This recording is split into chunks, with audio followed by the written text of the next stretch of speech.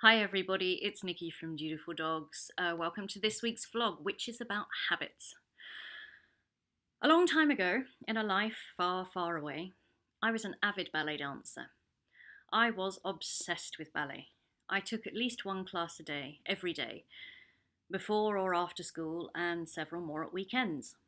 I practiced every free moment I had. I could pirouette like a dervish, and I could do the splits all three ways. In my late teens, all I wanted to do was become a professional dancer. Ballet was my life. One day, I had an accident, and my future in dance was over in the blink of an eye. But I never lost my love for it, or the muscle memory, as it turned out. Where am I going with this? Stay with me, people. Fast forward 28 years. I joined a gym, healthy mind, healthy body, and all that. I had my first personal training session, and some rather interesting things came up. I had strength, flexibility, and muscles that my instructor said shouldn't even exist in someone of my sex and age, given a lack of proper, consistent exercise over the years. But what I didn't have was the ability to use my body properly. I couldn't stand properly. Why? Because I was standing like a dancer. My weight was improperly distributed, and my muscles were in a constant state of tension, which meant that I couldn't do some of the simplest exercises.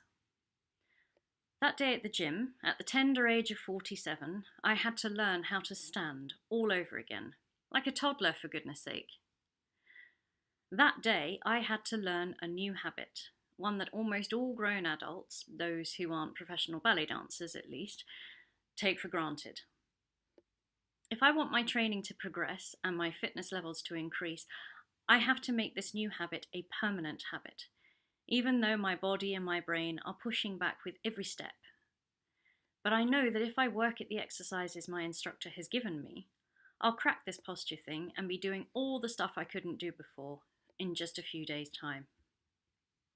For the love of God, Nikki, how does this even remotely pertain to dog training? Talk about stretching a metaphor. Actually, it isn't much of a stretch, because all training really is forming a series of habits and sticking to them. As your trainer, I teach you the habits to get into. But if you don't stick to those new habits, nothing will change. If you let your dog run to the door 1 in every 3 times the doorbell rings, you will never train her to go to and stay in her place consistently every time the doorbell rings.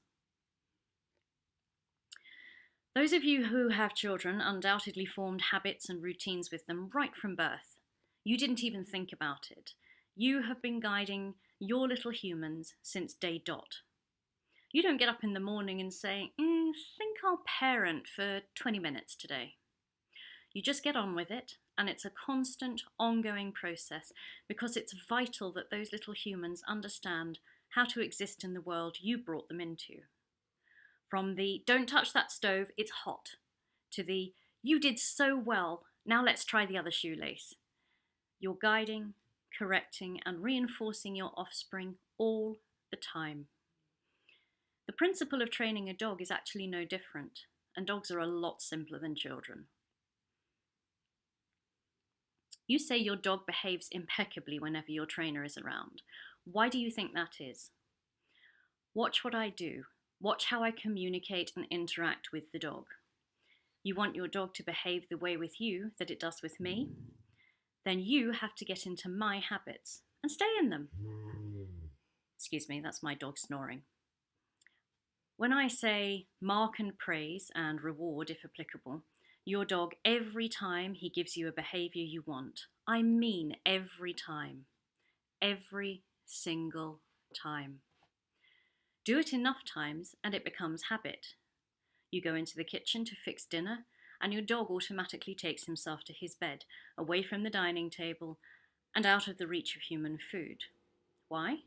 Because you have taught him that this is what he does whenever you go into the kitchen. If you were to come to my house at my dog's feeding time every day, you would see the same routine played out, all the way from puppyhood to senior years. The dogs go to their beds, get into a sit or a down, and wait there until the bowls are on the floor and I give them the release command to go and eat.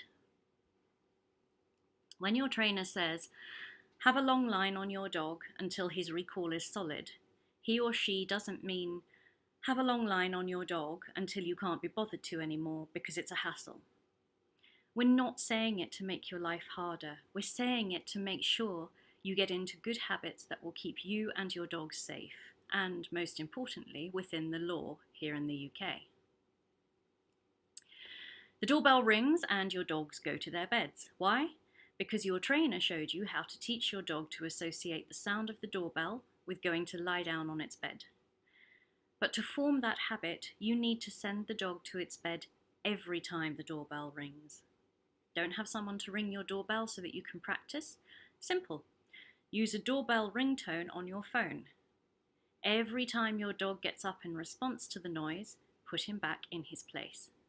Every single time. Because the one time you don't do it, the dog will get up and follow you to the door.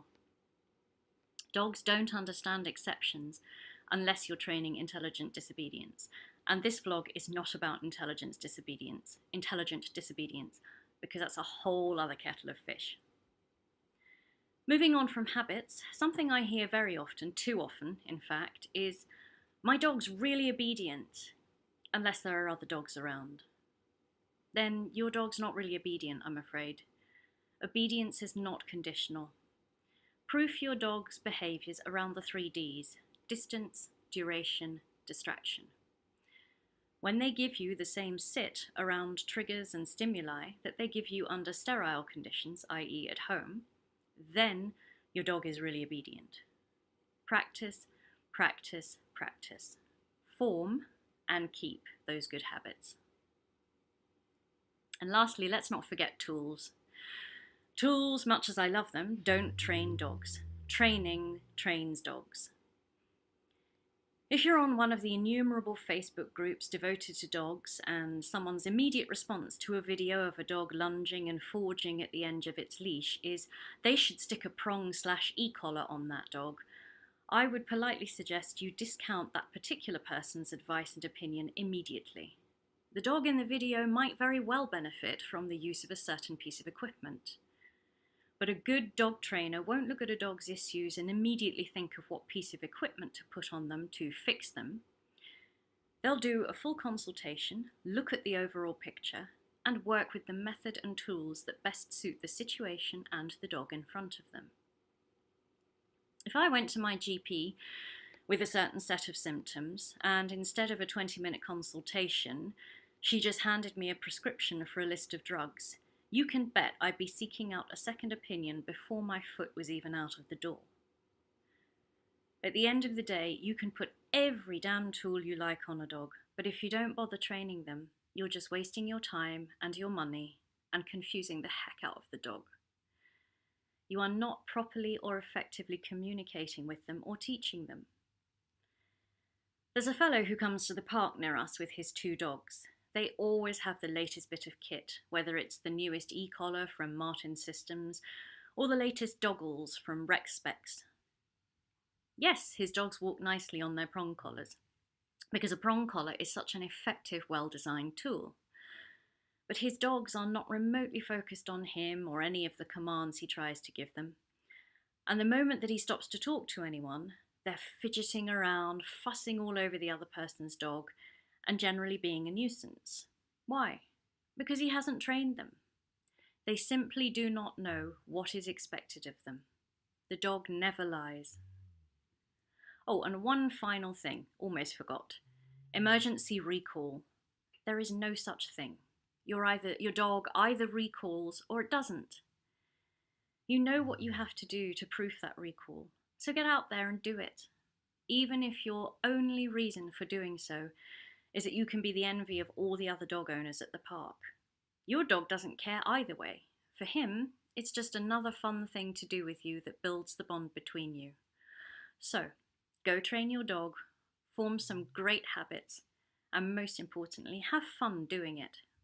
Thanks for watching, folks.